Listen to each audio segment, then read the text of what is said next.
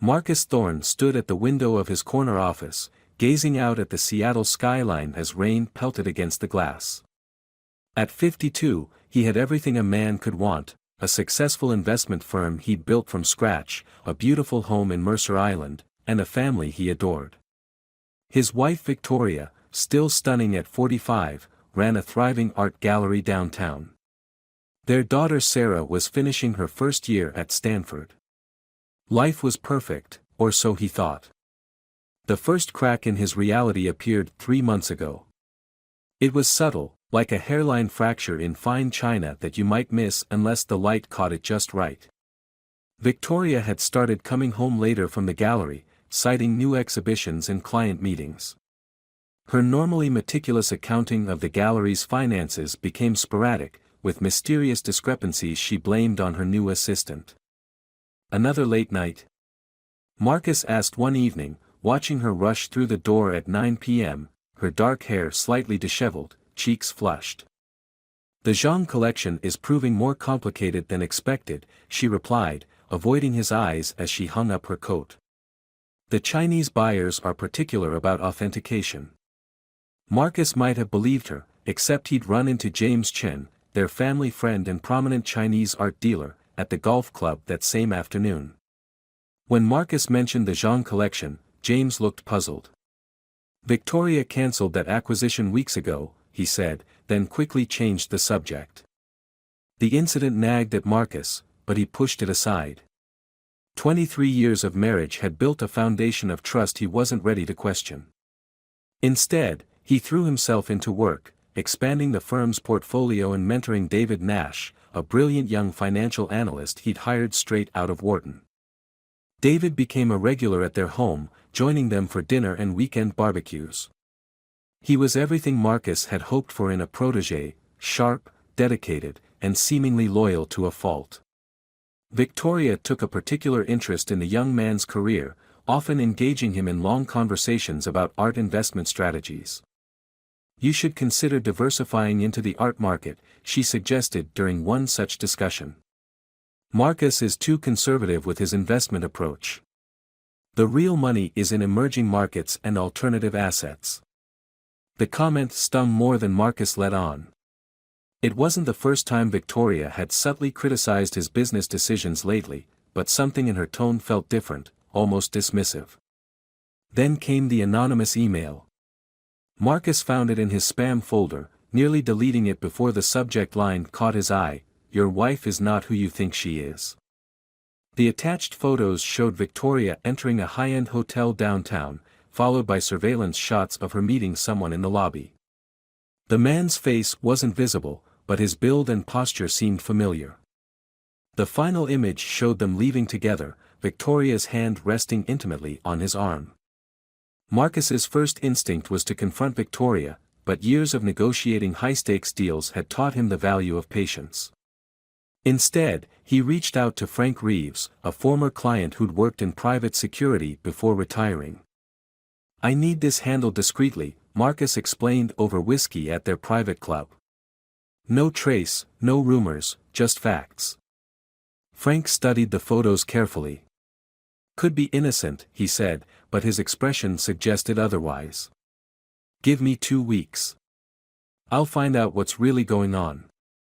That was 5 days ago. Now, standing in his office as Seattle's perpetual rain painted shadows across the city, Marcus felt the weight of uncertainty pressing down on him. His phone buzzed, a text from Victoria: "Working late again. Don't wait up." He picked up his desk phone and dialed Frank's number. Before it could ring, his office door opened. David Nash stood there, his usually confident expression replaced by something Marcus had never seen before: guilt. "Mr. Thorne," David said, his voice barely above a whisper. "There's something you need to know. About Victoria, and about the firm." Marcus felt his perfect world begin to crumble, one revelation poised to unleash an avalanche of betrayal that would change everything. The rain outside intensified, drowning out the sound of his heart pounding in his chest as he prepared to hear the truth that would shatter his carefully constructed reality. Marcus gestured for David to close the door. In the muted light of his office, the young man's face looked ashen, his usual confidence stripped away. The rain continued its relentless assault on the windows, providing a somber backdrop to the moment that would forever divide Marcus's life into before and after. "Sir, I've discovered." David's voice cracked. He pulled out a USB drive with trembling hands.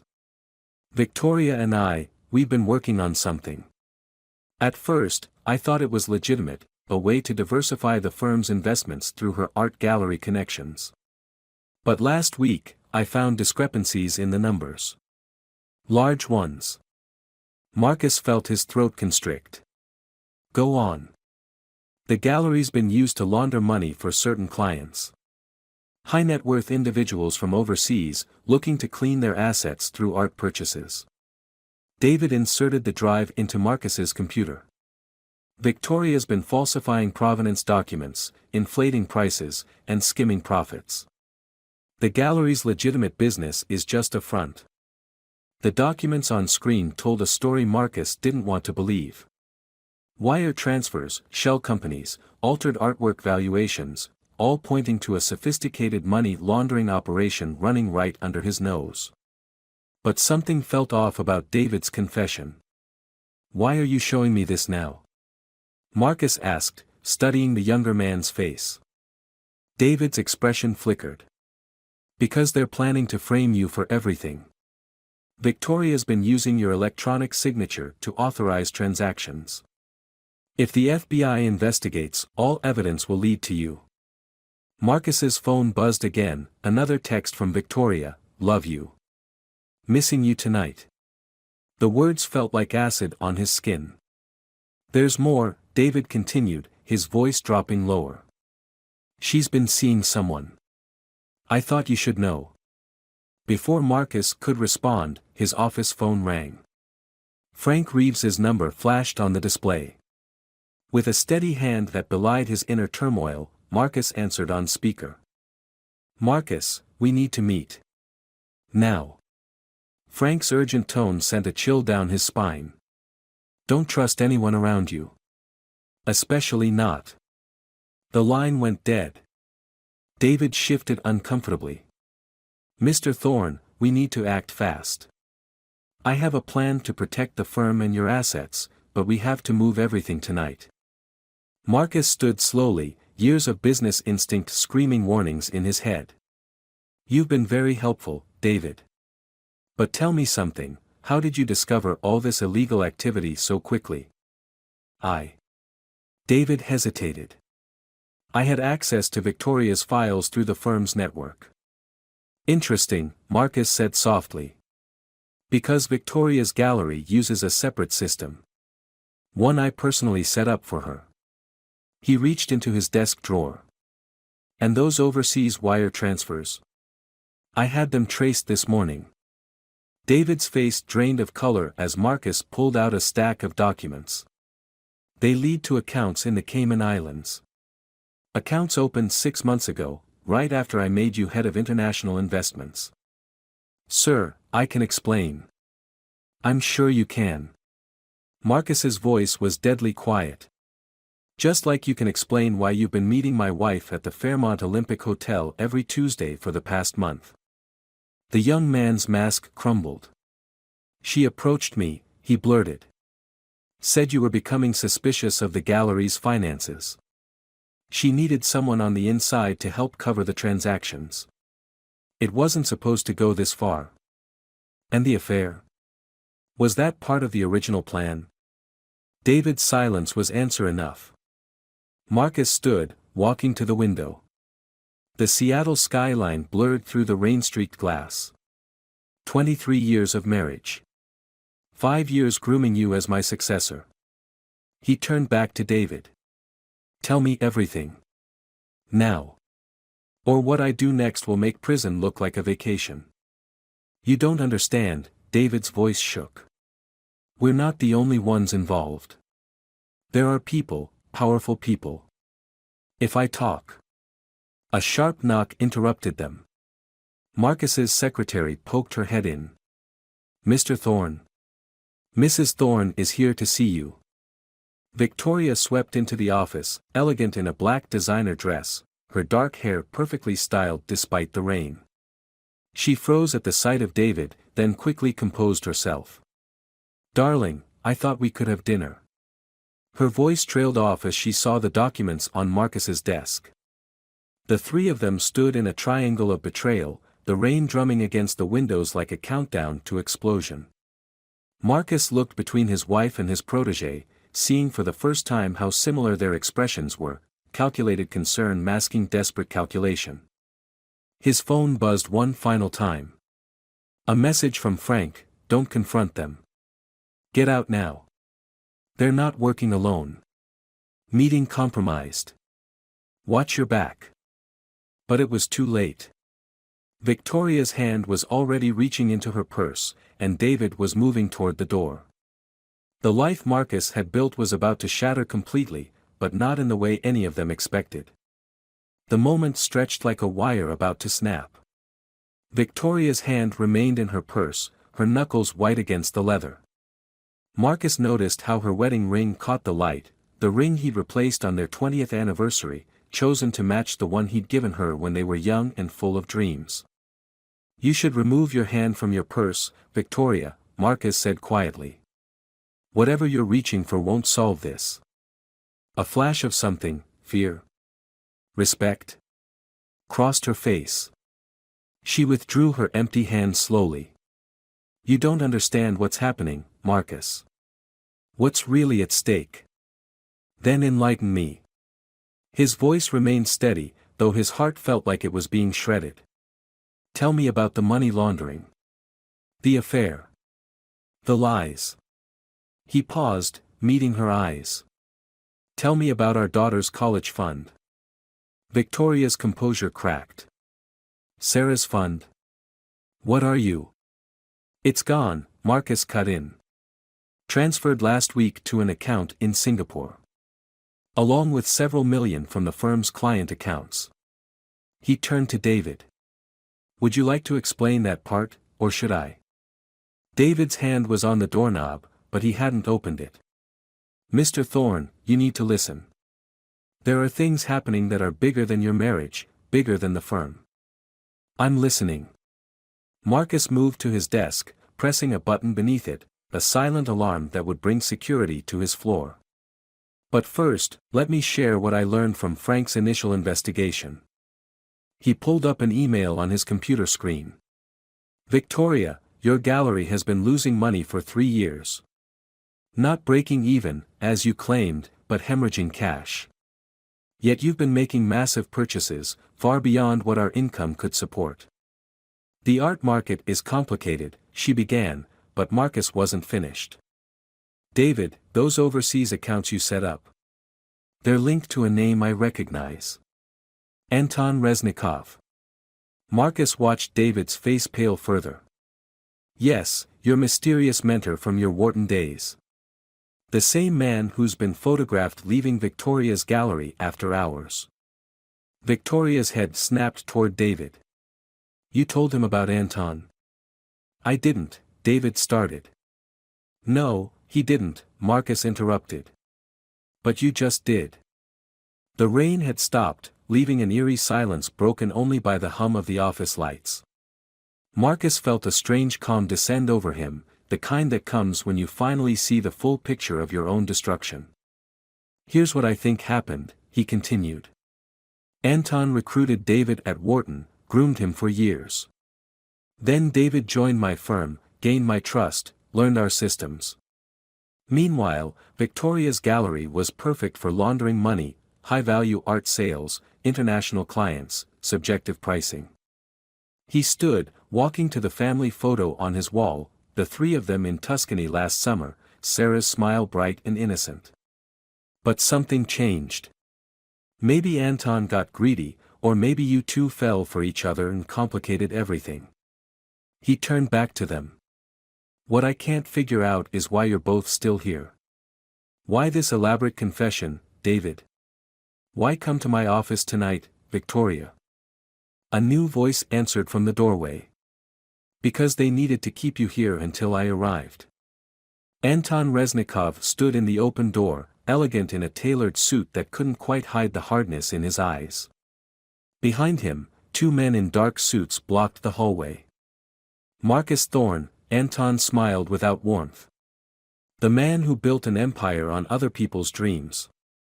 We need to talk about your daughter. Marcus's blood froze. Sarah. She's safe, Anton said smoothly. For now. Currently enjoying an unexpected weekend trip to Vancouver with her roommate. Or at least, that's what her social media says. Victoria made a small, broken sound.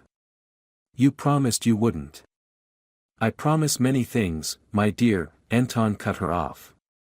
Just as you promised your husband fidelity, and David promised him loyalty. Promises are currency, meant to be spent. Marcus's mind raced. Sarah hadn't answered his calls yesterday, but he'd assumed she was busy with finals.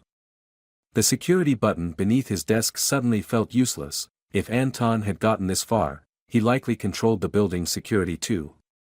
What do you want? Marcus asked, though he already knew. The same thing everyone wants, Anton spread his hands. Everything you have. But first, you're going to help us with one last transaction. Consider it a father's final gift to his daughter's future.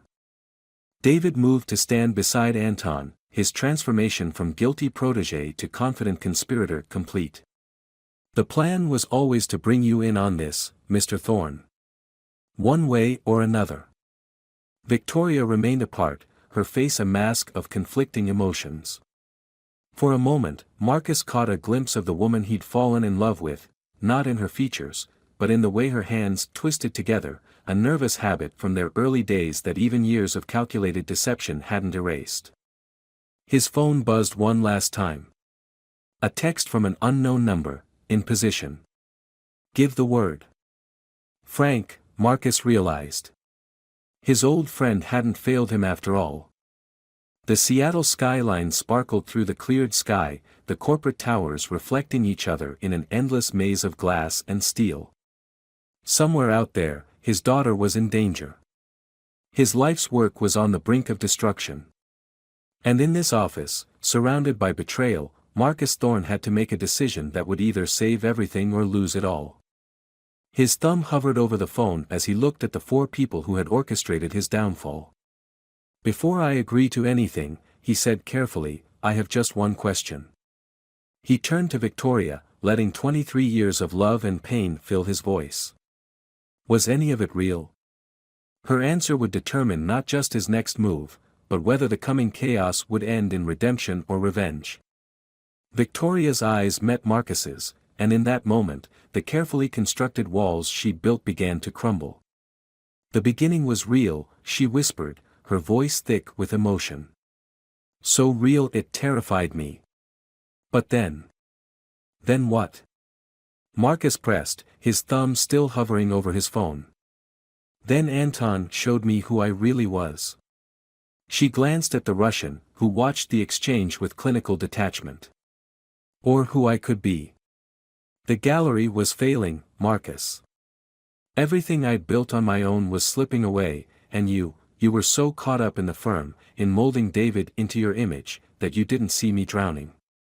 The word struck Marcus like physical blows. Had he been so blind? He remembered cancelled dinner dates, distracted conversations, the way he'd praised David's accomplishments at parties while Victoria stood quietly beside him. Anton offered more than money, she continued, moving away from both men. He offered validation. Purpose. Everything started small, a few inflated art valuations, some creative accounting. By the time I realized the depth of his organization, he owned me. Owned us. She looked at David, who avoided her gaze.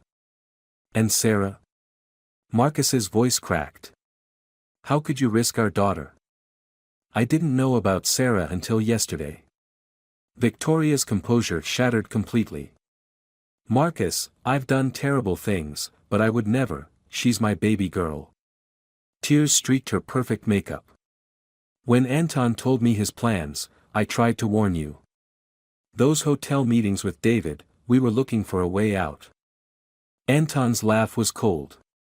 Such melodrama. Victoria, darling, you're a better actress than I gave you credit for. He checked his watch. But we're running out of time. Marcus, your security team has been redirected. In 10 minutes, federal agents will raid this building with evidence of your involvement in an international money laundering operation. Unless I help you with one last transaction, Marcus finished. The pieces were falling into place. The firm's emergency liquidity fund.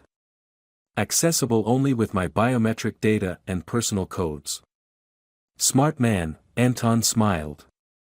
$500 million, untraceable. A fitting retirement package, wouldn't you say? Marcus looked at his phone again. Frank's message still waited for his response. But something Victoria had said nagged at him. The hotel meetings, looking for a way out. He remembered the surveillance photos, the way Victoria's hand had rested on David's arm. But in every image, they'd been in public spaces, always visible. David, Marcus said suddenly. Show me your phone. The young man blinked. What? Your phone. Now. Anton nodded, and David reluctantly handed over his device. Marcus opened the text history between David and Victoria. Hundreds of messages, all business-related, all carefully worded. Too carefully. You weren't having an affair, Marcus said slowly. You were documenting everything. Building a case. Victoria's eyes filled with fresh tears. We needed proof. Anton's organization, the corrupt dealers, the politicians involved. David was going to take it to the FBI, but then Anton found out about Sarah. Enough. Anton's cultured veneer cracked. Mr. Thorne, the clock is ticking. Your daughter's safety, your freedom, your legacy, all hang in the balance. What's it going to be? Marcus looked at his wife, seeing not the betrayer he'd imagined, but a woman who'd made desperate choices and then tried to fix them. He saw David, not as a treacherous protégé, but as someone caught between ambition and conscience. And he saw his own reflection in the window, a man who'd been so focused on building his empire that he'd nearly missed the slow crumbling of its foundation. His phone buzzed again. 2 messages. Frank, teams in position. Waiting on you. Sarah, Dad, I'm safe. Frank's people found me. Do what you need to do. Marcus felt a lifetime of business instincts crystallize into perfect clarity. He knew what he had to do, not just to save his family and his firm, but to redeem the years of trust that had been bent but not broken. Anton, he said calmly, I'll make the transfer. But first, let me show you exactly what kind of empire I've built. His hand moved to his computer keyboard, and in that motion, 23 years of marriage, 5 years of mentorship, and a lifetime of careful planning converged into a single moment of truth that would change everything. Marcus's fingers moved across the keyboard with deliberate precision, each keystroke carrying the weight of years of accumulated trust and pain. The office had grown unnaturally quiet, the usual symphony of downtown Seattle muted behind thermal glass, as if the city itself was holding its breath. You know, Anton, he spoke softly, his eyes on the screen, when Sarah was 6, she had this treasured music box. Victorian, handed down through Victoria's family. One day, she dropped it. Instead of telling us, she tried to fix it herself, spent hours with that little screwdriver from her toy doctor's kit, determined to make it right. Victoria's breath caught audibly. She remembered that day, remembered finding their daughter surrounded by tiny brass gears and springs, tears streaming down her face. The thing about broken trust, Marcus continued, his voice steady, is that sometimes you have to take it completely apart to see how it was meant to work in the first place. His screen filled with cascading windows of data, transaction records, surveillance footage, encrypted communications. Years of careful documentation that he'd compiled not out of suspicion, but out of the same meticulous attention to detail that had built his firm. Victoria wasn't the only one keeping records, he said, meeting his wife's stunned gaze. I saw you drowning years ago. I just didn't know how to reach you without making you feel even more diminished. So I watched, and I waited, and I documented everything. Every suspicious client at your gallery, every unusual transaction. Not to use against you, but to protect you when you were ready to step away. Anton's polished facade cracked slightly. Very touching. But ultimately futile. The federal agents are already here, Marcus interrupted, pressing enter. But not for me. The office doors burst open. Frank Reeves led a team of FBI agents, their weapons drawn. Among them stood James Chen, the art dealer, his usual affable demeanor replaced by the sharp focus of a veteran federal investigator. Anton Reznikov, James announced, you're under investigation for money laundering, extortion, and conspiracy to commit federal fraud. We've been building this case for 3 years. Anton's men reached for weapons but froze as red laser sights danced across their chests. David stumbled back against the window, his face a mask of conflicting emotions. Marcus, Victoria whispered, all this time. All this time, he echoed, I was trying to protect our family, just like you were. We just chose different paths. He turned to David. And you? I knew the FBI had approached you at Wharton. Knew they'd asked you to infiltrate Anton's organization. What I didn't know was whether you'd choose the right side in the end. David's shoulders sagged with relief. I wanted to tell you so many times. But we needed Anton to believe he'd successfully turned me against you. The affair story was a convenient cover, Marcus finished. For both of you to meet and exchange information. He looked at Victoria. Though the pain in our marriage, that was real enough. As the FBI began securing the scene, Marcus felt the weight of decades shifting. The careful walls they'd all built between each other, walls of protection, of fear, of misguided love, were finally crumbling. Victoria moved closer, her hand trembling as she reached for his. I thought I was protecting you too, she said softly. By keeping you away from Anton's world. I never imagined you were already fighting him from your own angle. We've all been fighting our own battles, Marcus replied, gently taking her hand. Maybe it's time we learned to fight them together. But as Anton was led away in handcuffs, his cultured smile never wavered. Mr. Thorne, he called back, you should ask your friend Frank about Operation Chrysalis. About why the FBI really wanted to infiltrate my organization. Some truths are better left in shadow. Marcus felt Victoria's hand tighten in his as Frank's expression changed imperceptibly. In that moment, he realized that this night of revelations wasn't over. The empire he'd built, the family he was trying to save, the truth he thought he'd finally grasped, all of it was about to be tested in ways he couldn't imagine. Because Anton's final words had awakened something in his memory, a mysterious transaction from 15 years ago, a client who disappeared, and a series of encrypted files labeled Chrysalis that he discovered in his firm's deepest archives just last week. The game wasn't over. It was merely entering its final, most dangerous phase. The summer dawn painted Seattle's skyline in shades of gold and rose, a stark contrast to the night of shadows they'd endured. Marcus sat in his home office, surrounded by the artifacts of a life carefully built and nearly lost. On his desk lay the Chrysalis files, their contents finally decoded after 3 sleepless nights. Sarah sat across from him, no longer the carefree college student but a young woman who'd inherited her father's strength and her mother's resilience. The dark circles under her eyes spoke of her own sleepless nights since the kidnapping attempt, but her voice remained steady. You should have told me years ago, Dad, she said softly. About Mom's gallery, about the threats, about everything. Marcus looked at his daughter, seeing echoes of that 6-year-old girl with the broken music box. We thought we were protecting you. By keeping me in a bubble of ignorance. There was no accusation in her tone, only a gentle understanding that made his chest ache. Sometimes protection looks a lot like prison. Victoria appeared in the doorway, carrying 3 mugs of coffee. The morning light caught the gray in her hair, no longer perfectly colored, a small act of rebellion against the facade she'd maintained for so long. "Your father and I, we both built walls," she said, setting down the mugs. "Mine were made of lies, his of silence. We thought they would keep our family safe." "But walls don't just keep things out," Sarah observed. "They keep us trapped inside."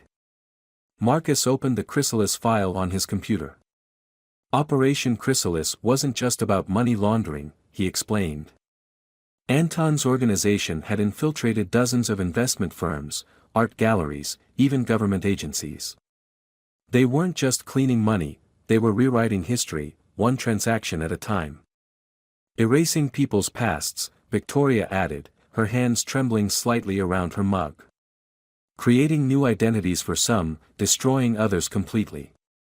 The art forgeries weren't just about profit, they were about replacing reality with carefully constructed fiction.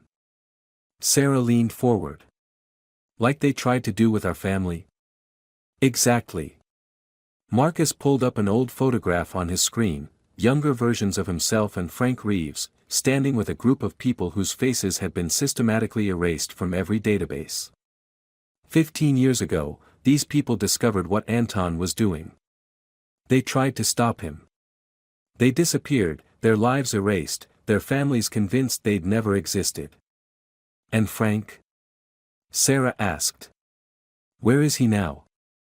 The question hung in the air like smoke. After the arrests, Frank had vanished, not dramatically, but in that subtle way that spoke of years of practice. His last message to Marcus had been typically cryptic: "Some ghosts need to stay buried. Take care of your family. They're the only truth that matters." Victoria moved to stand behind Marcus's chair, her hand resting lightly on his shoulder. The gesture was tentative, like someone learning a forgotten language. "Anton's network is exposed now," she said. "The FBI has everything, the art fraud, the money laundering, the identity manipulations. But the damage he's done to families, to trust, that can't be undone with handcuffs and court orders." "No," Marcus agreed, covering her hand with his. "That takes something else entirely." Sarah watched her parents, not the perfect couple from family photos, but two flawed, scarred people choosing to rebuild rather than retreat. "Like that music box," she said suddenly. "Remember what you did, Mom? After you found me crying over the broken pieces?" Victoria's eyes softened at the memory. "I showed you how to fix it. Not to make it perfect again, but to make it play in its own new way." "You said sometimes broken things make more beautiful music," Sarah continued. "Because they've learned how to sing through their scars." Marcus felt tears burning behind his eyes. The Chrysalis files still held dangerous secrets, Anton's network wasn't completely dismantled, and somewhere out there, Frank was fighting shadows they might never fully understand. But here, in this room filled with morning light, his family was learning to sing again. "David called from witness protection," he said quietly. "He's testifying next week. He asked me to tell you both that he's sorry, not just for his part in this, but for almost destroying what he'd come to see as his second family." Victoria's grip on his shoulder tightened slightly. "We all played our parts in this tragedy. Maybe it's time we wrote a different story." Sarah stood, moving to embrace both her parents. They held each other, three people who had survived their own private war, each carrying different scars, different regrets, different hopes. Outside, Seattle was awakening to another day.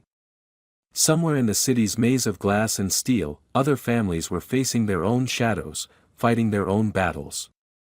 But in this moment, in this room, the Thorns had finally learned the truth about protection, that it wasn't found in walls or wealth or carefully constructed lies, but in the courage to be broken and healing together. Marcus held his wife and daughter, feeling the weight of the past 23 years, the triumphs and failures, the love and betrayal, the silences and confessions. They were not the perfect family from their Christmas cards, not the power couple from society pages, not the successful father and innocent daughter. They were something far more precious, survivors learning to trust again, wounded souls choosing to heal together.